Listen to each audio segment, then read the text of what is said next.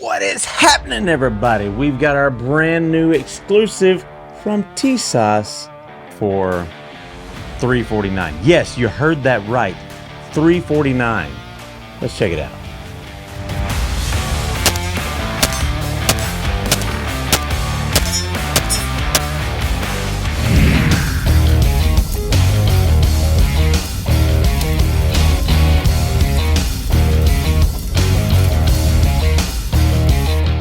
All right, so folks, we've got a brand new exclusive from Tisas that we're going to be doing a short-term review on. And this product is going to be launching on the 14th. It's a really, really, really cool offering right here at an even better price than you could possibly imagine. So let's get right to it. We're going to be shooting this thing, but first off, without further ado, let's get this box opened up and check out what's inside here. Really nice hard shell box here. Open it up and oh, we've got a full-size 1911 right here. Nice nice foam in the box. It's going to come with a small minimal cleaning kit right here, but really going to help. I do really like these small cleaning kits that can stay contained in the actual case itself. Which means they're going to be easy to pack around. I love having these for the different range bags that I have. They're really, really great options. Under here, we've got our user's manual right there. We've also got a trigger lock right there, as well as, oh wow, a bushing tool. That's really cool. I think this is the first one that I've actually gotten that that for myself that actually has a bushing tool. So let's pull this puppy out and see what we've got here. So a full-size 1911, got the traditional beaver tail, got the traditional hammer right there, got the traditional one-sided smaller safety right there, and the slide stop, as well as the magazine release right there. Now, if you look up close, it's going to have Service G.I. right there on the slide. Got the classic straight up and down slide serrations and the classic dovetail rear and welded in front ramp sight. That is going to be just the serrated front sight. In that OD green, I think it looks fantastic. Then we've got the walnut grips. Now, let's take a closer look at this bad boy and see what we've got going on. So looks like we're going to have, and this is another thing too, 2 magazines, okay? These look like MechGar mags. All indications point to them being MechGar mags. I've always had good luck with MechGars. Depending on the pistol, you might want to change out the follower, but that's going to be about it. I've always had really, really good luck with these types of magazines. I also love the combination of colors on this thing. I think it looks absolutely fantastic.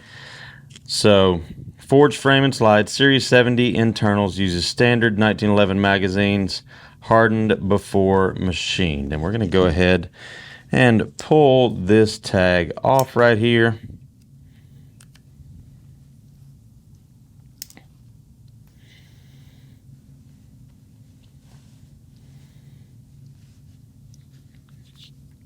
Now, I will say, this is really smooth.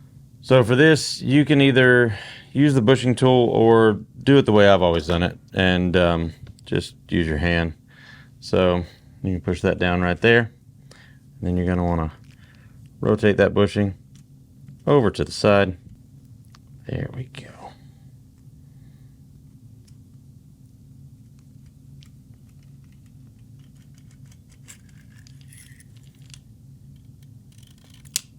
Nice. There we go. Now we can rotate that bushing back the other way and pull it out completely.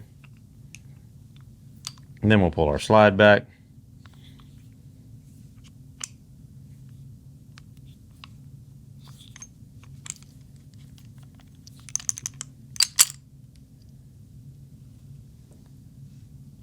Pop out our slide release right there, and then push this forward and we're all set right there. Now we've got our guide rod spring. We'll flip that down. And classic Series 70 internals. 2 ribs on the barrel right there for the lock. And that's going to lock up into the 2 millings right there on the slide. Now what we're going to do is I'm going to lube this up my way. And that's just because that's what I do with all of my guns. Those of you that might not agree with that, sorry, tough cookies. But I've got my own way that I do things and that I'm comfortable with and that I like to do things. So what we're going to do is we're going to put this puppy back together. While we put it back together, we're going to talk about pricing. As soon as we get it back together, we're going to head out to the range and shoot it and see how she does. Now, obviously, Classic Series 70 1911, it's going to be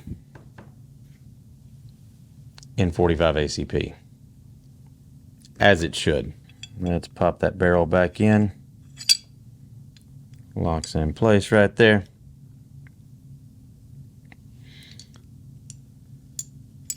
We go ahead and put our guide rod in place. We go ahead and put our bushing right up here and twist it over to the other side.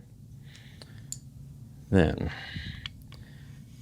and I've seen different people have different ways of putting their 1911 back together. This is just the way that I like to do it here, and you might like this method, you might not. Just depends. Different strokes for different folks, all right? So what I like to do is once I get it there, I like to get my hole lined up first and go ahead and start flash slide release into place. Then I like to get, so what I do is I like to get my hole lined up here just like that, and then go ahead and get this started into place. Now with that being tapered on the end, that's going to help get everything into place there and get that started going down. And I got it out of place when I tried to turn it over. There we go. And then after I get it part of the way in, what I like to do is get that cut out right there where I need it. Rotate this up, pushing that D10 in. And this one, I gotta say, I've had ones where I had to stick a piece in to get that detent down and to get the actual slide stop past it. This one is not that way. This one is super smooth and super easy to get that detent right there out of the way. We'll just take our spring right here. We'll make sure it fits down over the top of that guide rod in there. Then we'll put our plug in the end there. We'll push that down, being very cautious not to release it or it go flying. We'll push it down and we will push our barrel nut back over into place, and there we are. Nice and simple. Now let's take a look at what kind of trigger pull we got. I will say it's not the heaviest one I've ever felt, but definitely not the lightest I've ever felt on a 1911 here. So let's see what we got on the trigger pull gauge here. I'm going to say it's going to be about 5.5 or 6, but we will see.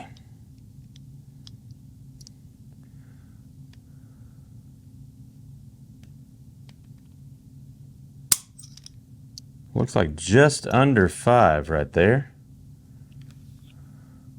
Let's try another one. That was pretty impressive. I was thinking it was going to be higher, but I'm going to do it from the other side so that you can actually see it happening, so that nobody's claiming, "Oh, you're not showing it for real." So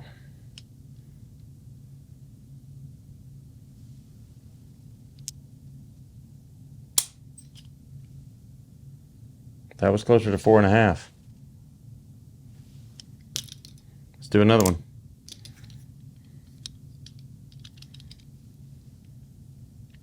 Middle of the trigger, straight back.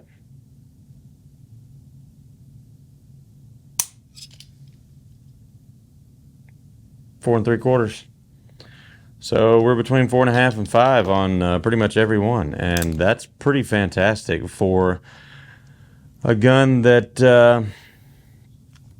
is going to come in our store and on our website for $349. Yes, you heard that right, $349 for this classic 1911 right here. That is an insane deal that is not going to last long, all right? These are limited numbers. They're not going to last long. We've also got the flared ejection port right there.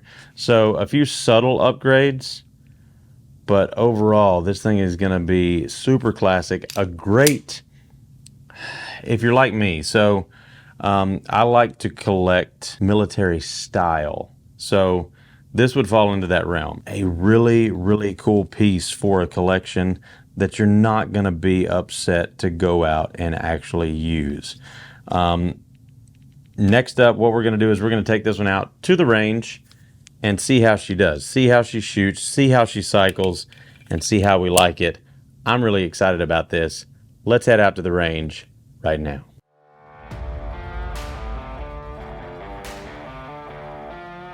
All right, folks, we're out here at the range. We wanted to test out this brand new SMGA exclusive Service G.I right here from Tisas. We're loaded up with 8 rounds of 230 grain, just plain Winchester white box ball ammo. Let's see how she runs.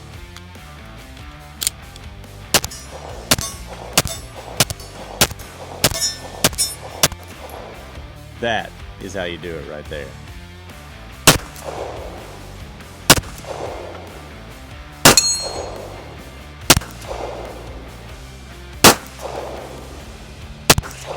Couldn't hit the green one, but I did hit the yellow one there. Got a nice center hit on that one. That's a small target sitting out there at like 20 yards, so that's a little tougher to get to with these GI sights. But really excited about how this thing runs. Let us know in the comments down below what you think. You can pick these up online and in our store, all right? Pick them up now, because they're not going to last long.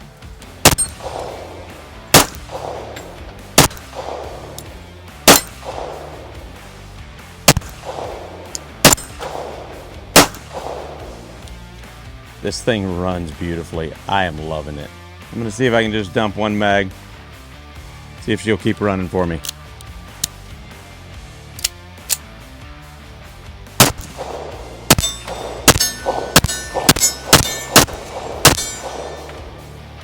I'll take it. And at 350, I bet you will too.